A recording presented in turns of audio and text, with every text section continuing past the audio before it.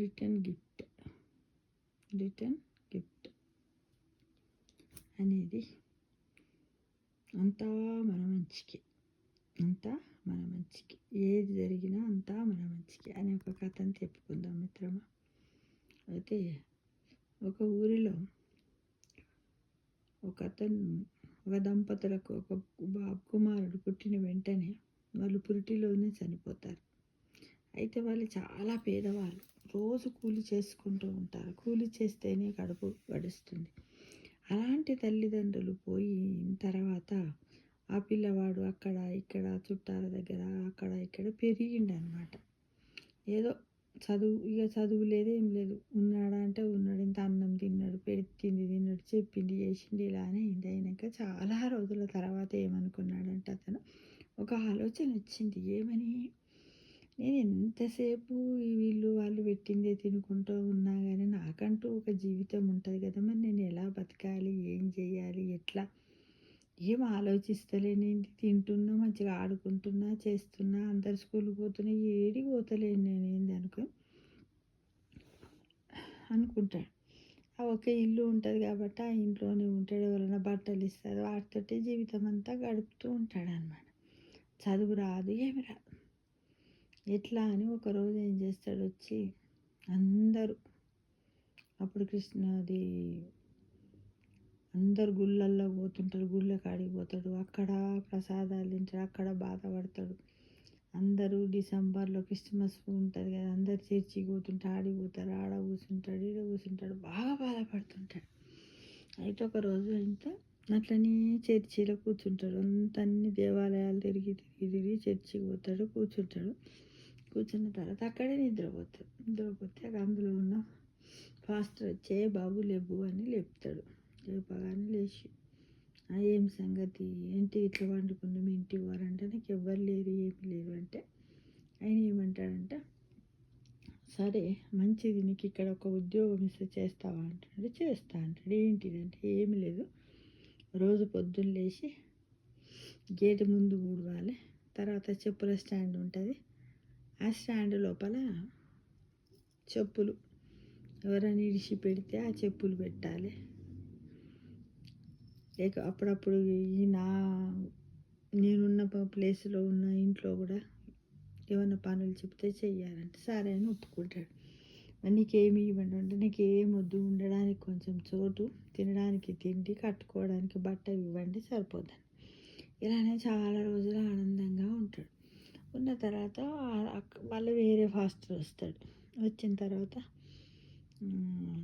ఒక సంతకం చెయ్యి, నువ్వు ఇక్కడ చెప్పుల స్టాండ్ దగ్గర ఇక్కడ వాచ్మెన్గా ఉంటున్నావని అంటాడు అనమాట. అంటే నాకు సంతకం రాదు అంటాడు. ఎందుకు రాదు సంతకం, నీకు సంతకం రానునికి నువ్వు ఎట్లుంటావు, ఇక్కడ ఉండొద్దు, వెళ్ళిపో, అది ఇదని బాగా బెదిరించారు. వద్దని ఎంత వేడుకున్నా కూడా ఏం చేస్తాడు, గెంటేసేస్తాడు. గెంటేసినాక బయటకు వస్తాడు. వచ్చి నేను ఎట్లా బతకాలి, ఏం చేయాలి, ఏంటి బాగా ఆలోచన చేస్తాడు. చేసి ఇంత తిరుగుతూ ఉంటాడు. తిరుగుతుంటే ఏమైపోతుంది, ఒక దగ్గర చెప్పులు తయారు చేసే ఒక అతను ఉంటారు కదా, అందరు చెప్పులు ఇరిగిపోయిన వాళ్ళ చెప్పులు కుట్టడము, వాళ్ళ కొత్త చెప్పులు కూడా తోలు కత్తిరించి చర్మాన్ని కత్తిరించి తయారు చేయడం, ఇదంతా ఉంటాయి కదా. అక్కడికి పోతాడు. పోయి వాళ్ళ అన్నీ కూర్చున్న అతను ఎట్లా కుడుతున్నాడు, ఏం చేస్తున్నాడు, ఎట్లా కట్ చేసి ఇదంతా తెలుసుకుంటాడు. మెలకువలు తెలుసుకుంటే ఎంత, ఏంది బాబు రోజు వచ్చి ఇక్కడనే కూర్చున్నావు అన్నాక, నేను కుడతాను, నేను చేస్తాను. వాడు ఆ షాప్లో అన్నీ నేర్చుకుంటాడు, వర్క్ షాప్ లాగా నేర్చుకుంటే ఆయన కూడా ఏంటంటే, అరే పాప మీరు పొద్దుటి నుంచి వచ్చి చేస్తున్నాడు, నాకు హెల్ప్ చేస్తున్నాను, తిండి పెట్టడం చేయడం, అట్లా కొద్ది రోజులు గడిచి తర్వాత ఏం చేస్తాడు, అట్లానే పాత చెప్పులన్నీ తెచ్చి ఈయన దగ్గర ఇచ్చి వాటిని ఆడిడ పడేస్తుంటారు. చెత్త కుండీల కాడ ఆడిడ ఆఫాపు ఖరాబ్ అయినాయి, ఇరిపోయినాయి.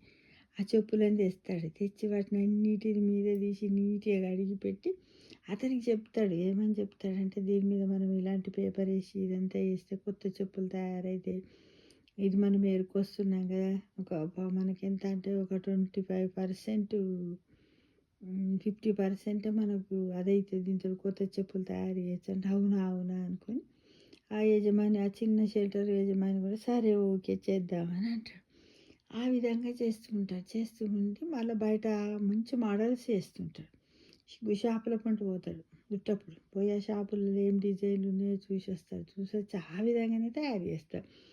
అయితే ఇలా బాగా అయిపోయినాక కొద్ది రోజులకు ఇక్కడ ఇక జనమంతా గుమిగూడతారు. గుమిగూడి పెద్ద లైన్ అయిపోతది. ఎందుకంటే మంచి మంచి కొత్త కొత్త రకాల చెప్పులు అన్నీ చిన్న పిల్లలకు, పెద్దోళ్ళకు, ముసలోళ్ళు అందరూ తయారు చేస్తాడు. కాళ్ళ నొప్పులు ఉన్నోళ్ళకి, వీళ్ళకు మెత్తటి, గట్టి అన్నీ తయారు చేసేవాళ్ళు. పెద్ద రష్ అయిపోతది. రష్ అయిపోయే వరకలా ఏంటిది ఆ షట్టర్ యజమాని అబ్బా చాలా సంతోషపడి, ఒరేయ్ నువ్వు ఇంత బాగా ఎదిగినవు. మనం ఒక పని చేద్దాంరా, నేను పెట్టుబడి పెడతా. నువ్వు ఇలా డిజైన్ చేసి మనం ఒక ఇదే కాకుండా ఒక పెద్ద దగ్గర రకరకాల చెప్పులు తయారు చేయడానికి ఒక ఇల్లు తీసుకుందామని చెప్పి పోయి ఆ ఇంట్లో పెట్టి అన్నీ చెప్పులు తయారు చేస్తారు.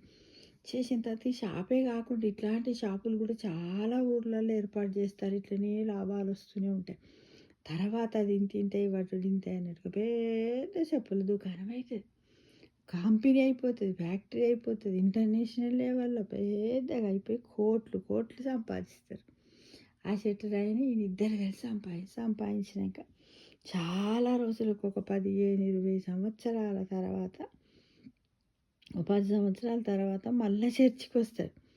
చర్చికి వచ్చినప్పుడు పెద్ద కారు అది 30, 40 లక్షల కార్లకి వెళ్ళి ఇవన్నీ బంగారం, మెడల దండలు, చేతులకు ఉంగరాలు పెట్టుకొని ఇలా రాజటీవీగా దిగి లోపలికి వస్తుంటాడు. వచ్చి ఇక్కడ ఫాస్టర్ ఉన్నాడా, పలానా ఫాస్టర్ అంటే ఉన్నాడు, ఆ ఫాస్టరే ఉన్నాడు అంటే బాగున్నాడంటే ఏం బాగాలేడు, చేత కాకుండా అయిండు, మంచం ఉన్నాడు బాగాలేడంటే లోపలికి పోతాడు. పోయి ఫాస్టర్కు నమస్తే పెడతాడు. నమస్కారం అంటాడు. ఫాస్టర్ ఎవరు మీరు, ఏం కావాలని ఫాస్టర్ గట్టిగా అడుగుతాడు.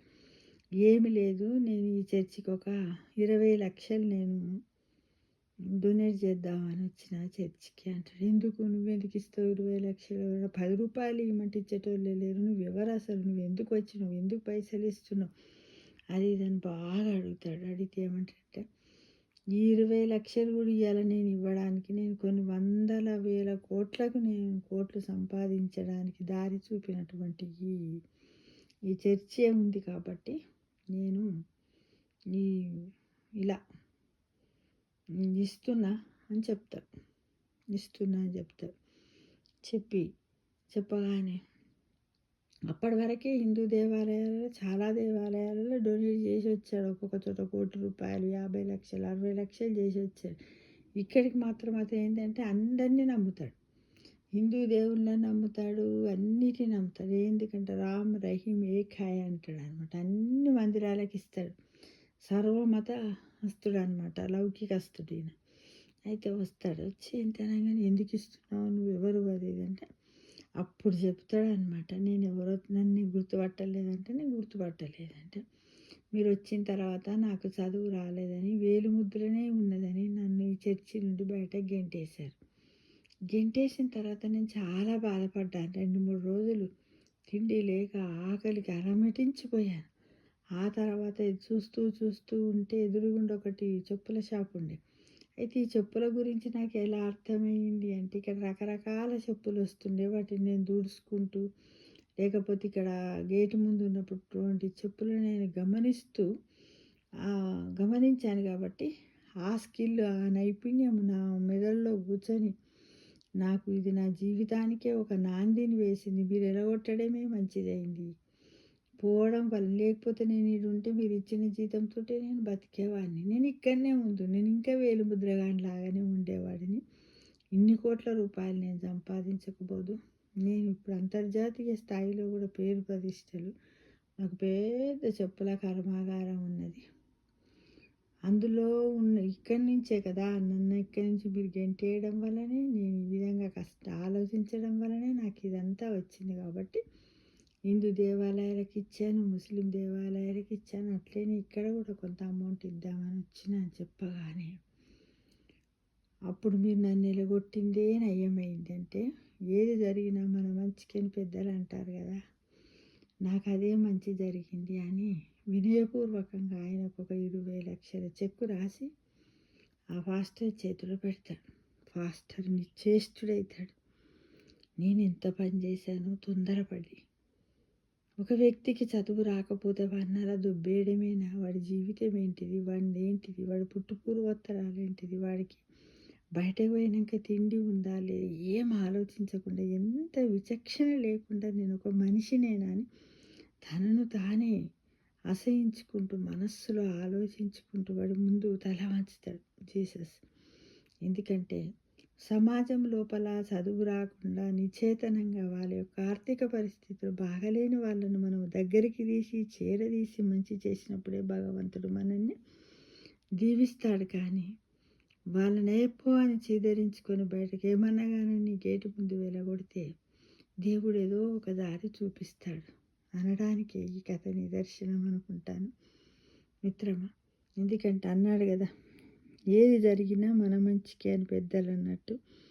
మీరు అలా చేయడం వలనే నేను ఇలా కొన్ని వేల కోట్ల ఆస్తిపరునయ్యానని ఆ అనాథ బాలుడు అనాథ మనిషి అలా చెప్పి మళ్ళీ ఒకసారి